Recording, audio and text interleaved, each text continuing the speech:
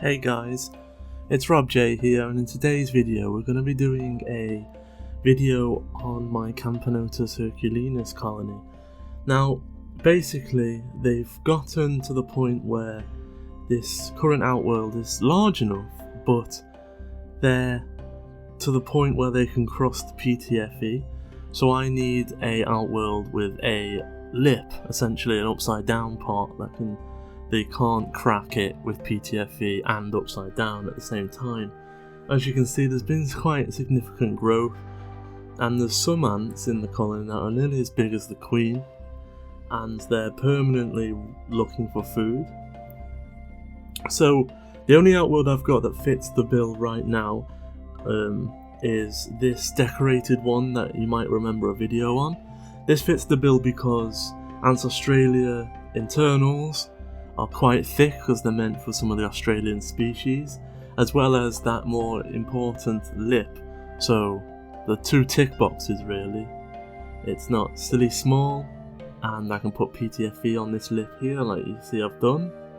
And I'm just going to basically do the Outworld changeover on the video, so you can sort of get an update on the colony, as well as see how I go about changing it. So I first of all blocked off the Outworld back into the nest with a piece of cotton wool in the Outworld, and then waited for my moment when there was only one ant trying to get out of the nest, and quickly span it round to use this connection. And this is perfectly fine. I ordered the vinyl in the Ants Australia size, and then I'm using 13mm, which it used to use, to connect it up to the 12mm version. And you know, this is going to work really well for them. Now the Outworld in floor space is not as big, but in litres it's the same because this is a tall Outworld. This is not going to be a permanent solution at no means, but right now the amount of ants that are out of the nest in a non-disturbed state, this Outworld certainly covers it. And as far as my problem, I haven't been able to take the lid off my Outworld because I have 3 or 4 escapees around the back when I do it. So, you know, they've been getting water squirted in through a little hole. The food has become a massive chore, and this solves everything. They can't be on the lid or ready to get out when I take the lid off. So the leftovers in the Outworld, the old Outworld, this is how I move all ants. I get a piece of cotton wool and I like fray it and pull it apart, so you can pretty much squash an ant with it and it'll do no harm. And all you do is I tap the ants and I bring them down, and they naturally want to walk off it. So you just go into the other one and you either tap it on them, or if they attack it, they jump on themselves. If they don't, you put it on them and they sort of spin upside down, and then you lift them out while they're still holding on. You see that guy jumped off, but you just put it down and they're actually more interested about getting off, and they always turn around to try and get it again, and that's when you leave. Now, as you can see, this works pretty well. You know, some go up onto the tweezer, but once they're on the plastic, it's quite easy with a small tap of the finger to get them off. And this is how I did all of my ants that are in the Outworld, one at a time. And I do pretty much any ant species this way. All my Camponotus, everything will quite happily grab on.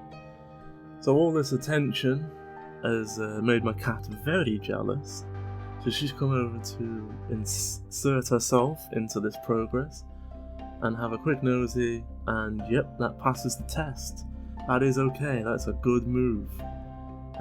Yep, I can sign that off now, because that's been approved by me. But back to the video.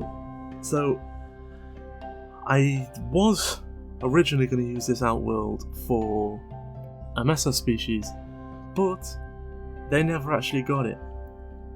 They were just better being kept in a tubs and tubes setup for the time being, and I ended up getting one of the other review items. So this decorated nest from the video has never been used since the recording. So I'm glad it's finally got some inhabitants. So this is more busy than it normally is because of the events that have happened. We've got a curious ants colony. But I am really glad because there was a third decision part. I didn't want to give this Outworld to ants that, what I call the messy ants. Messy ants are the ones that not only put their rubbish outside, but they secrete like a sugary, sticky substance. And once this is in your Outworld, there's no making it look like new, even with cleaning. Well, this particular Camponotus species might be one of the dirtiest nest inhabitants, of how I refer to them, but their Outworld has always remained clean and hoover friendly. You go in and there's some husks, they hoover out, no permanent dirt. So it felt like it was made for them when I started realising I needed a lip. These ants are big. The Ants Australia Outworlds are designed for big ants, so the built-in tubing size is compatible. They have a lip, and they're a clean ant species to go in my homemade Outworld. So it ticked every single box, and I really do love these guys, and I've had one of these guys probably the longest. I'd have to think about that, but off the top of my head, I'm pretty sure out of my current collection, these guys would be up there. I got these guys at 3 workers and the queen. Now they're around 70 and the queen. So it's really nice in that fact that I get to be given this Outworld. And I know as long as it's big enough, they're fed and watered, they don't really mind, but I quite like that they ended up getting it. Their other Outworld will be boiling watered, washed, scrubbed, renewed, and with a chance to properly clean the old PTFE off. It'll be given to another ant species looking for a size upgrade. So it will be renewed, so it'll be restored to new, and then a species that isn't so adapted to getting across PTFE will be given it. This is just a quick peek inside. As you can see, that there is a lot of ants in here now, and you can see there's always a lot of ants on their way up. At the top corner there you can see eggs and everything all through the different stages of progression, and it's really cool. I really do like watching them. There is something to be said for the bigger ants, that you can see stuff that you normally have to magnify with everybody else. You can actually see it with the bare eye, and that's always been a nice thing about large ants.